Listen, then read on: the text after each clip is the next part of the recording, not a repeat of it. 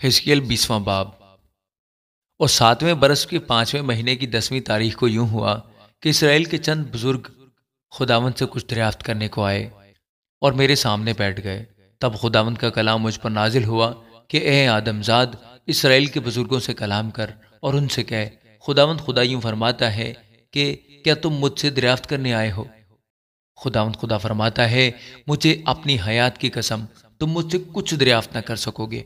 کیا تو ان پر حجت قائم کرے گا؟ اے آدم زاد، کیا تو ان پر حجت قائم کرے گا؟ ان کے باپ دادا کے نفرتی کاموں سے ان کو آگاہ کر، ان سے کہے، خداوند خدا یوں فرماتا ہے کہ جس دن میں نے اسرائیل کو برگزیدہ کیا اور بنی یعقوب سے قسم کھائی اور ملک مصر میں اپنے آپ کو ان پر ظاہر کیا، میں نے ان سے قسم کھا کر کہا، میں خداوند تمہارا خدا ہوں۔ جس دن میں نے ان سے قسم کھائی تاکہ ان کو ملک مصر سے اس ملک میں لاؤں جو میں نے ان کے لیے دیکھ کر ٹھہرایا تھا، جس میں دودھ اور شہد بہتا ہے اور جو تمام ممالک کی شوکت ہے،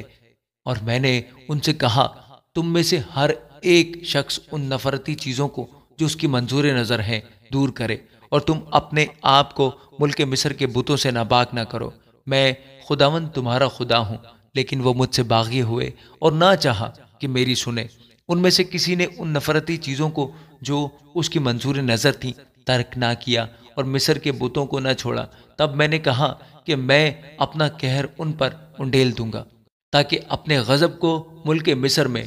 ان پر پورا کروں۔ لیکن میں نے اپنے نام کی خاطر ایسا کیا تاکہ میرا نام ان قوموں کی نظر میں جن کے درمیان وہ رہتے تھے اور جن کی نگاہوں میں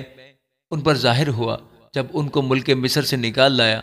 ناپاک نہ کیا جائے۔ پس میں ان کو ملک مصر سے نکال کر بیابان میں لایا، اور میں نے اپنے آئین ان کو دیے اور اپنے احکام ان کو سکھائے کہ انسان ان پر عمل کرنے سے زندہ رہے، اور میں نے اپنے سبت بھی ان کو دیے تاکہ وہ میرے اور ان کے درمیان نشان ہو، تاکہ وہ جانے کہ میں خداوند ان کا مقدس کرنے والا ہوں۔ لیکن بنی اسرائیل بیابان میں مجھ سے باغی ہوئے، وہ میرے آئین پر نہ چلے اور میرے احکام کو رد کیا، جن پر اگر انسان عمل کرے تو ان کے سبب سے زندہ رہے، اور انہوں نے میرے سبتوں کو نہایت ناپاک کیا۔ تب میں نے کہا، میں بیابان میں اپنا قہر ان پر نازل کر کے ان کو فنا کروں گا۔ لیکن میں نے اپنے نام کی خاطر ایسا کیا تاکہ وہ ان قوموں کی نظر میں جن کی آنکھوں کے سامنے میں ان کو نکال لایا ناپاک نہ کیا جائے۔ اور میں نے بیابان میں بھی ان سے قسم کھائی کہ میں ان کو اس ملک میں نہ لاؤں گا جو میں نے ان کو دیا، جس میں دودھ اور شہد بہتا ہے اور جو تمام ممالک کی شوکت ہے، کیونکہ انہوں نے میرے احکام کو رد کیا اور میرے آئین پر نہ چلے اور میرے سبتوں کو ناپاک کیا، اس لیے کہ ان کے دل ان کے بتوں کے مشتاق تھے۔ تو بھی میری آنکھوں نے ان کی رعایت کی اور میں نے ان کو ہلاک نہ کیا، اور میں نے بیابان میں ان کو بالکل نیست و نابود نہ کیا۔ اور میں نے بیابان میں ان کے فرزندوں سے کہا، تم اپنے باپ دادا کے آئین و احکام پر نہ چلو اور ان کے بتوں سے اپنے آپ کو ناپاک نہ کرو۔ میں خداوند تمہارا خدا ہوں۔ میرے آئین پر چلو اور میرے احکام کو مانو اور ان پر عمل کرو، اور میرے سبتوں کو مقدس جانو کہ وہ میرے اور تمہارے درمیان نشان ہو، تاکہ تم جانو کہ میں خداوند تمہارا خدا ہوں۔ لیکن فرزندوں نے بھی مجھ سے بغاوت کی، وہ میرے آئین پر نہ چلے، نہ میرے احکام کو مان کر ان پر عمل کیا، جن پر اگر انسان عمل کرے تو ان کے سبب سے زندہ رہے۔ انہوں نے میرے سبتوں کو ناپاک کیا۔ تب میں نے کہا کہ میں اپنا قہر ان پر نازل کروں گا اور بیابان میں اپنے غضب کو ان پر پورا کروں گا۔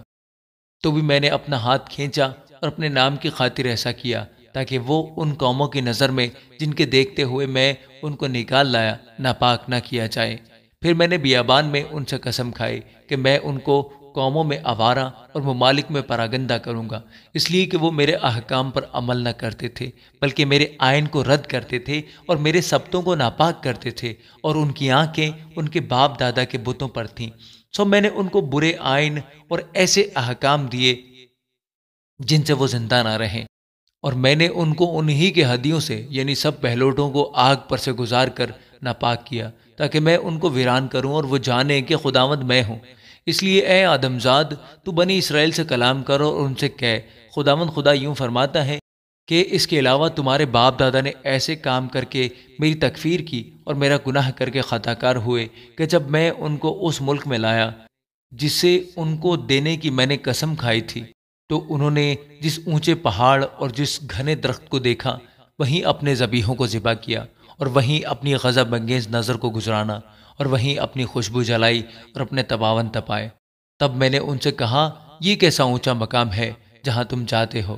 اور انہوں نے اس کا نام باماہ رکھا، جو آج کے دن تک ہے۔ اس لیے تو بنی اسرائیل سے کہے، خداوند خدا یوں فرماتا ہے کہ کیا تم بھی اپنے باپ دادا کی طرح ناپاک ہوتے ہو اور ان کے نفرت انگیز کاموں کی مانند تم بھی بدکاری کرتے ہو؟ اور جب اپنے ہدیے چڑھاتے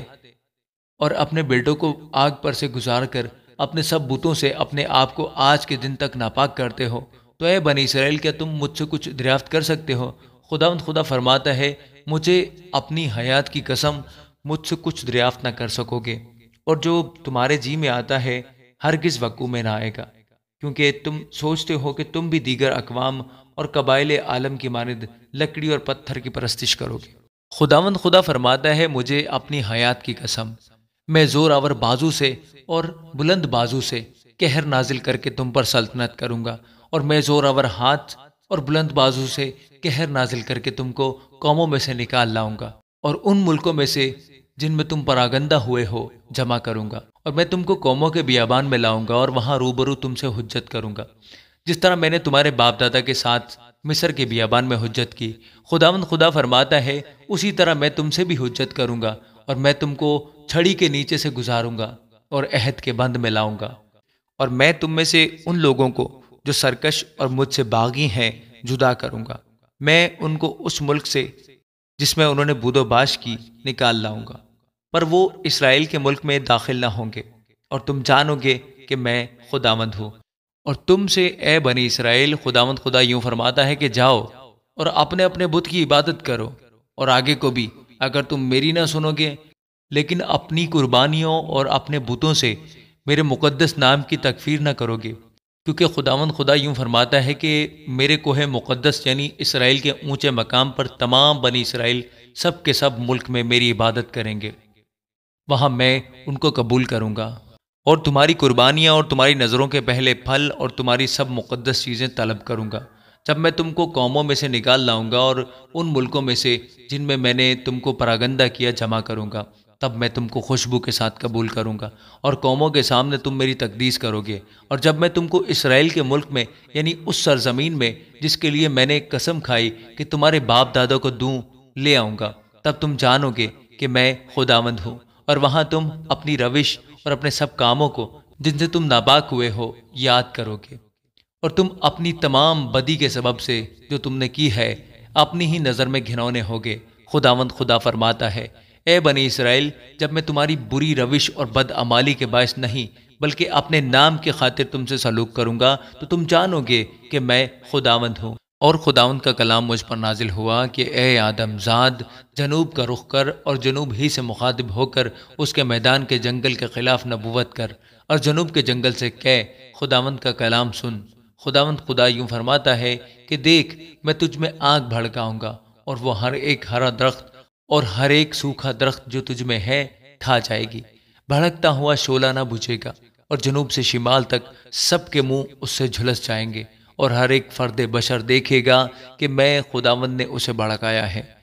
وہ نہ بجھے گی۔ تب میں نے کہا، ہائے خداوند خدا، وہ تو میری بابت کہتے ہیں، کیا وہ تمثیلیں نہیں کہتا؟ آمین۔